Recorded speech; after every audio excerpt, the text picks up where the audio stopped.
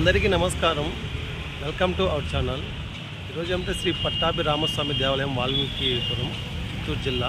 అంటే ఇంతకుముందు చిత్తూరు జిల్లా ఉంది, ఇప్పుడు అన్నమయ్య డిస్టిక్గా మారింది. అలా చూసుకుంటూ వెళ్తూ ఉన్నాము. కొత్తగా ఈ గుడిని 1997లో నిర్మించారంట. లోపలికైతే అలో చేయలేదు.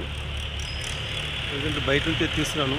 చాలా లోపల రాముల వారు, ఆంజనేయ స్వామి అందరూ ఉన్నారు. చాలా బాగుంది. ఎవరైనా దర్శించాలంటే దర్శించవచ్చు. తిరుపతి నుంచి ఒక 120 కిలోమీటర్స్ ఉంటుంది. ఇది బయట ఆవరణం అనమాట. ఇది మెయిన్ రోడ్డు పక్కనే ఉంటుంది.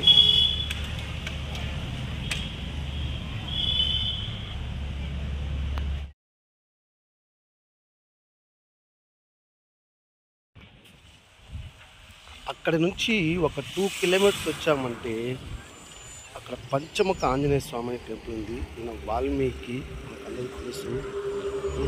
రామాయణం రచించిన వాల్మీకి పంచముఖ ఆంజనేయ స్వామి టెంపుల్ చాలా బాగుంది. మీరు కూడా విజిట్ చేసేటప్పుడు విజిట్ చేయండి.